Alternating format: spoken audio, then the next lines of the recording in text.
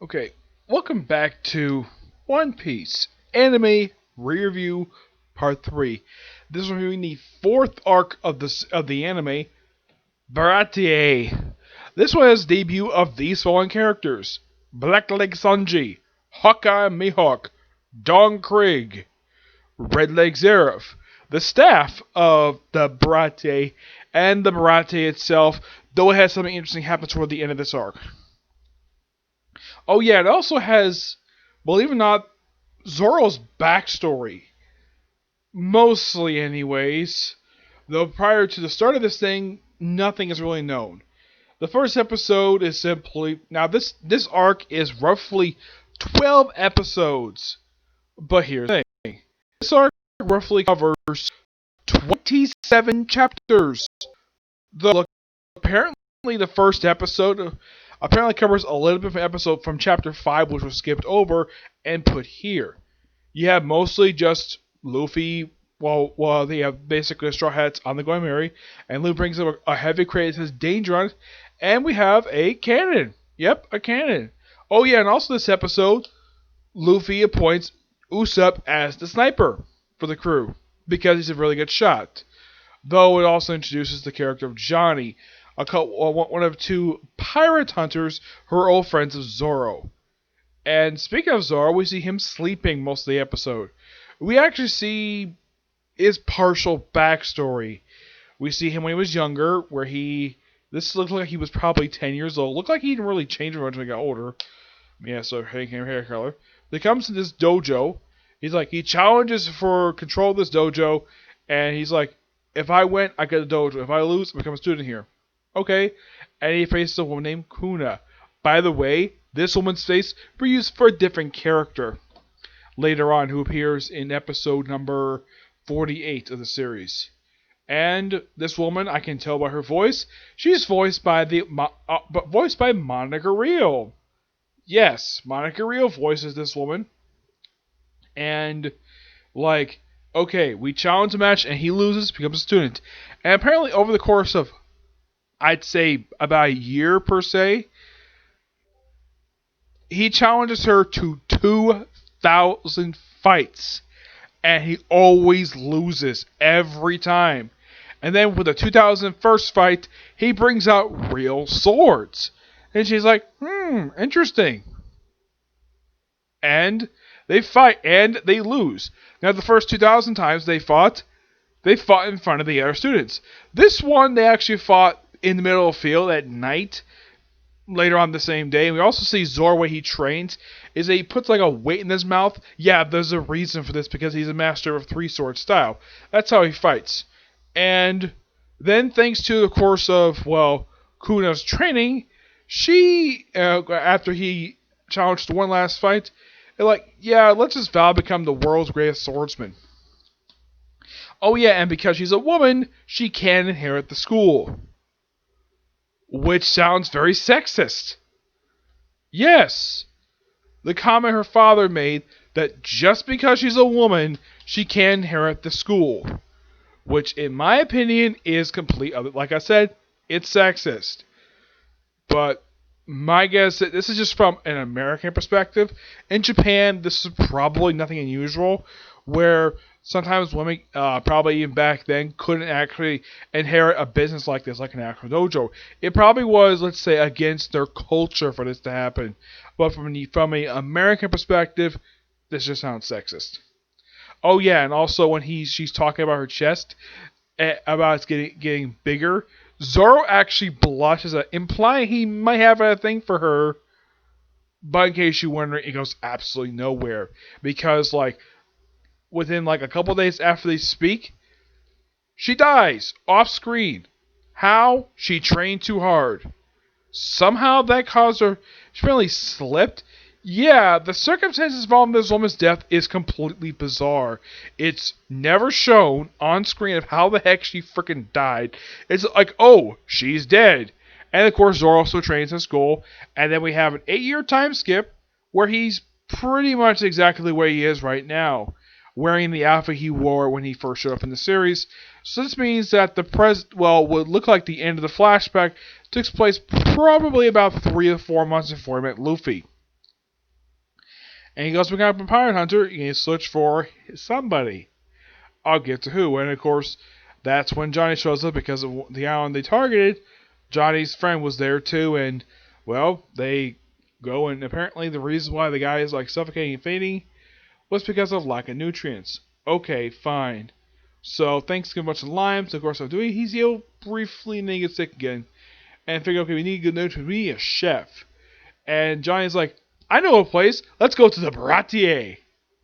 Yep. And they get there, and we see the first appearance of Full Body. Yes, I almost forgot about this character.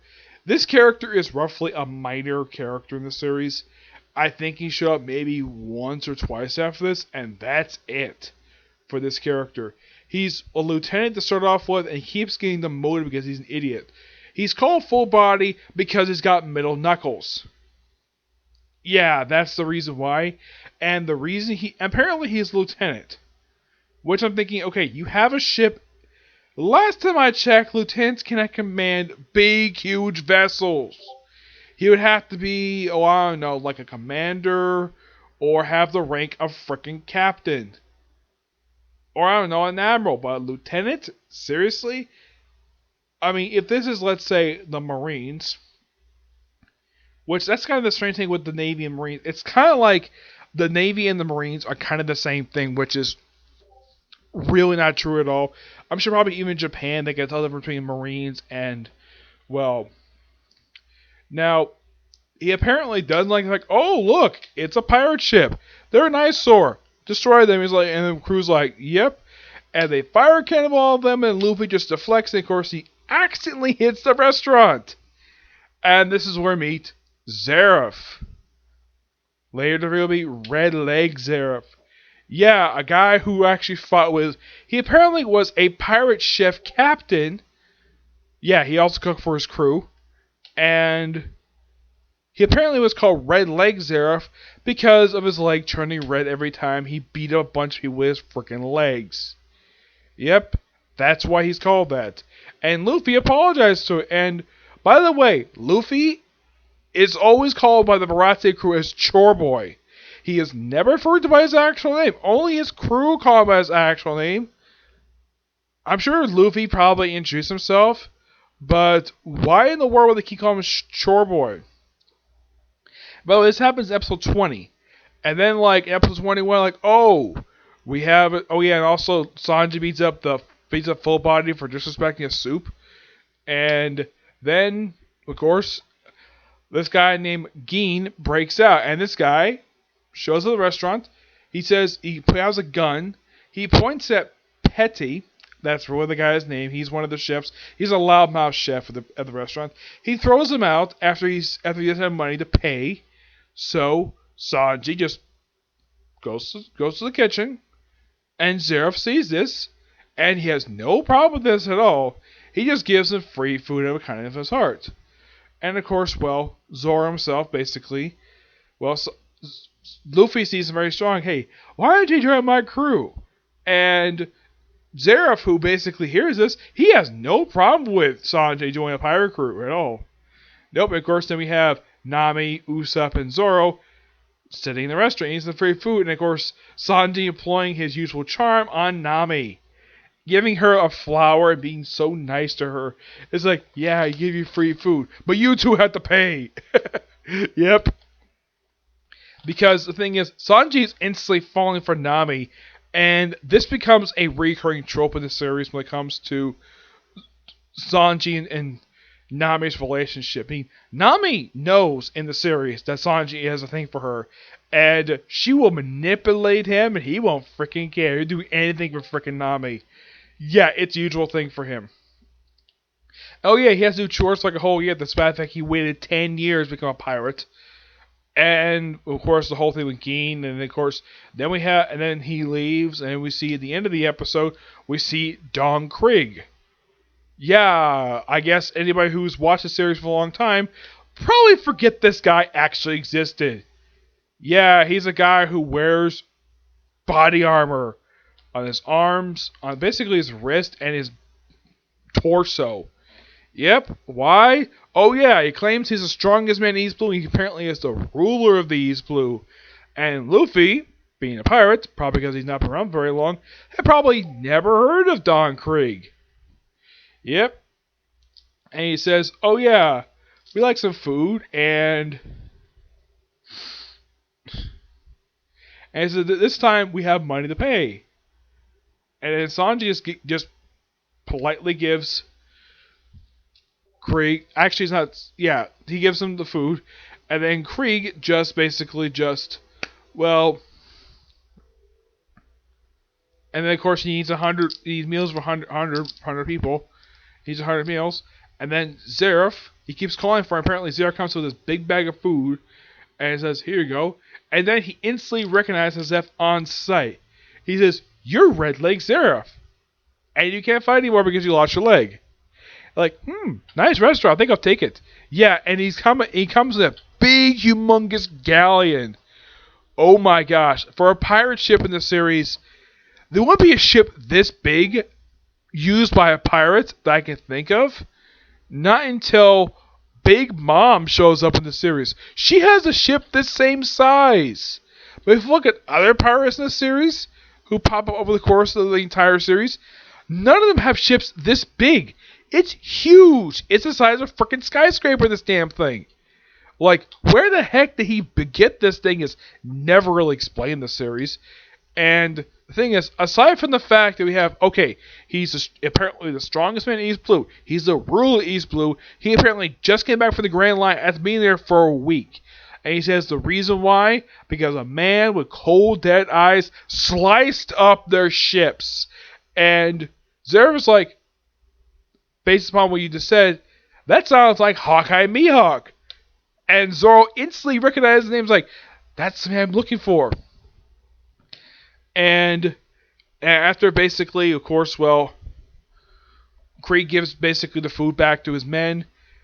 And the men bounce back. And then all of a sudden, his giant galleon gets sliced up. Because Hawkeye Mihawk has arrived. And then Zoro basically sees him and is like, he just rushes out to him and is like, you're my, basically he wants to challenge a fight. And it's actually a really good fight between the two of them. And it ends with Zoro getting defeated. He gets stabbed, but he won't give up. And Hawkeye is like, this is the first fight I've had quite a while last this long.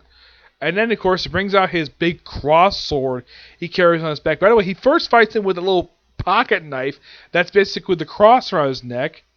Oh, and here's the thing. He travels in a coffin ship. Basically, the ship is the shape of a coffin with a small sail, and he just has a chair on it and 2 candles. Aside from the fact he's very good with a sword, and he's basically the title of the world's greatest swordsman, he's later revealed to be one of the 7 warlords of the sea. Nothing much else is known about this guy. And here's the thing. They claim this guy is a pirate, and he's just a swordsman. Like, I get the fact, yes, he's a world's greatest swordsman, fine. And he has no problem doing the government's dirty work. But nothing much is known about him at all. We don't actually see where he lives until just before the time skip. Yeah, that's when we find out where the heck he lives. He apparently lives in an abandoned country. Yeah, that's where he lives. We don't find this out until, I believe it is, like, around the same time Amazon Lily starts up. But don't worry, we'll get to Amazon Lily sometime in the future. So, he basically defeats Zoro, not exactly pretty easily, but after a pretty lengthy battle, that's like 1 episode. And basically, thanks to his determination, he tells Luffy, because Zoro's alive, he's like, I'd like to fight him again. That was a damn good fight. I love it. And he's like, once he gets stronger, tell him to seek me out. Luffy's like, sure. And then he goes off in his boat. Don Krieg was going to attack him, and of course he just sliced up his boat a little more, and he just goes off, and he's never seen again for quite a while. Don't worry, he'll come back. He pops up occasionally in the first, like before the time skip. He pops up occasionally, like he runs the Shanks. He pops up occasionally over the course of the time skip. His most prominent role after this arc is not until Marineford. Yeah, but he does occasionally pop up in this series. But his last appearance on screen in the anime was actually Return of Sabaody. He appears very briefly in that, though he did return in the current arc of the manga for a quick cameo because they abolished the warlord system currently in the manga. But yeah, he's a very important character to the franchise, and it's interesting though they introduced him in the fourth arc of the series that's associated with Sanji. Yep. Oh, in case you're wondering, we do have Sanji's backstory in this arc, where he was on a ship and Zeref would just attack it during the middle of a freaking hurricane of all things, which apparently caused him to, well, ship get capsized. He also lost his leg, and they spent almost like a month on this island. Even though it was supposed to be a week, no, it was freaking month. And eventually they're rescued, and of course they start the restaurant. Now, the stuff prior to Sanji opening the ship, that's actually not revealed until Whole Cake. So you have to wait a long time to reveal his full backstory. I mean, aside from the fact he's serving the ship and he basically met Zeref and he hung out with him for quite a while, and so did the Baratie. We even see him briefly in another flashback, which involves two of the chefs, actually when they first showed up in the series, and a few times basically when they first started the restaurant, like aside from that where Sanji's peeling potatoes, trying out some soup. Yeah. They go through a good chunk of his backstory here, but not the entirety of it. But it looks like, though, he spent like a good period of like 10 years at this restaurant before he left. Yep, and then we have, like, right after Hawkeye Mihawk leaves, and we look like we're about to get the fight between Luffy and Don Krieg, but nope, we have to wait till toward the end of the arc for that. Gin decides to and of course, then we have to make a big battlefield, like bring out the fins of the restaurant, okay. Oh yeah, and also apparently the head can detach to be a small little mini gunboat, and it doesn't really work on Don Krieg. The Empire's come up, and of course Luffy and Sanji and the chefs beat them up. And then we have this man named Pearl comes out of the water. Yeah, this guy is completely insane. Yeah. And if he sees blood, he gets angry, turns on fire. Eventually, part of the fin is destroyed by Luffy to put the fire out and to stop Pearl. Pearl is eventually taken out by Gin, who look like first he held Zeref hostage with a freaking shotgun. Where the heck he had the thing, no idea. Also, he summons these I would say these nightsticks, big balls, and where the heck he brought these out of, it's never explained. And then he basically fights Sanji briefly for like one episode, actually more like a couple episodes, and then he basically just chooses not to kill Sanji, despite the fact he saved his life. So Don Krieg is like, screw you, I'm gonna kill you right now with my big gas bomb. So everybody pretty much brings up the gas, and of course Zeref and the other two of the chefs go into the restaurant, close the door, the rest of the chefs jump in the water. Luffy, of course, is saved. Well, first he takes a mask off of Don Krieg's man, gives it to Gin and Sanji, though Gin gives his mask to Luffy, and of course absorbs all the poison gas. And Luffy basically gets angry and spends the next two episodes fighting Don Krieg finally. And after basically wrecking all of his equipment and his armor, he finally defeats him, though it takes 2 episodes to beat him. And it's by far the first fight in the series that Luffy's had where it takes more than 1 episode to defeat the main villain of the arc, which is Don Krieg. And after he's defeated, of course, he's unconscious. He tells things, oh yeah, I'm going to win. And then Gin knocks him after he's basically briefly healed by the chefs. Though apparently he took off his coat in the meantime.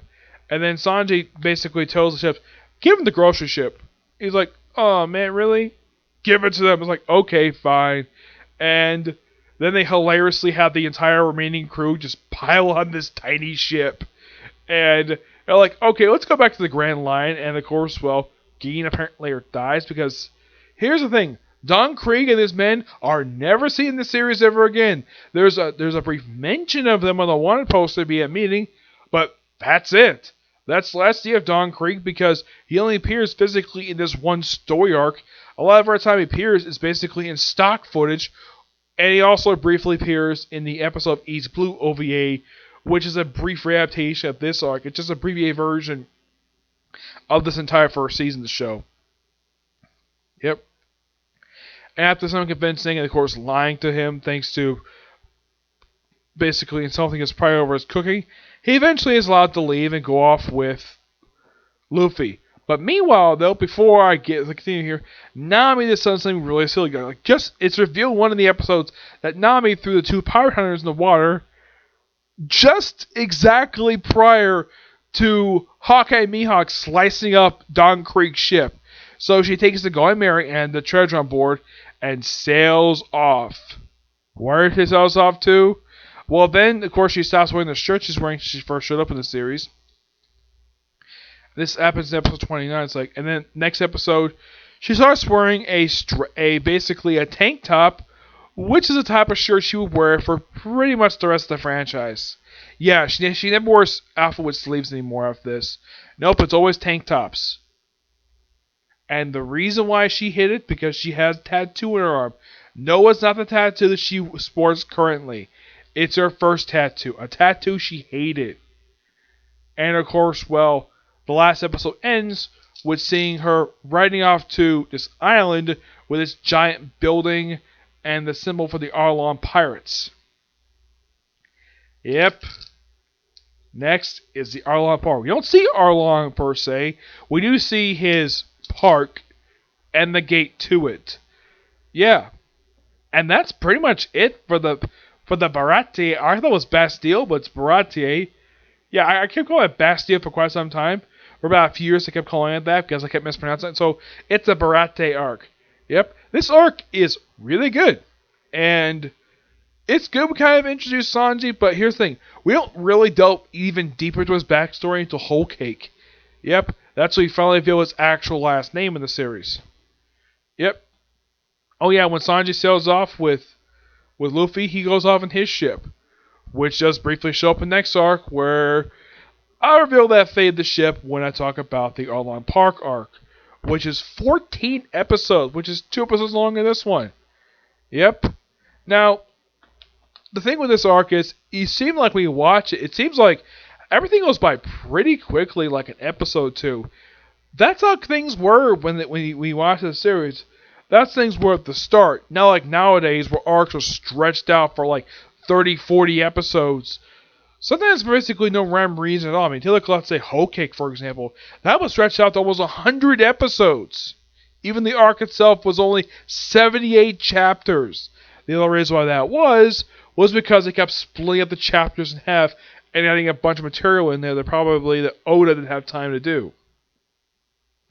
And of course, they made like one minor change. Mostly they kept previous original source material. Now, they do make one small change here. Now, in the manga, it's implied when Zeref lost his leg on the island. The whole thing of him losing a leg in the anime, where he loses it basically via chop out with an anchor, yeah, that's completely anime original. Because in the manga, it's implied he ate his leg to survive. Yeah. Oh, and Sanji gives us a small bag of food. And what was in Zeref's bag? Sanji thinks it's food. But nope, it's actually the treasure he took from the ship. And he kept this for a whole month, and he's like really thin. Like he's like skin and bones. And this also kind of helps the reason why he starts smoking, but it's never implied exactly when he started to smoke. It's just that when you see him in the series as his normal age, he's always having a cigarette in his mouth. And it's like this the whole series. Where he has a cigarette in his mouth and he got his own personal lighter.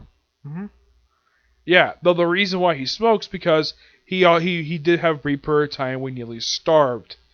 Yep. But yeah, that's pretty much it when it comes to the Baratie arc for One Piece. Of course, part 4 will discuss Arlon Park, but that's going to be it for this particular video. My next video will be at Comic Corner, discussing 2 trades picked up Barnes & Noble yesterday, okay? Just next video. Bye.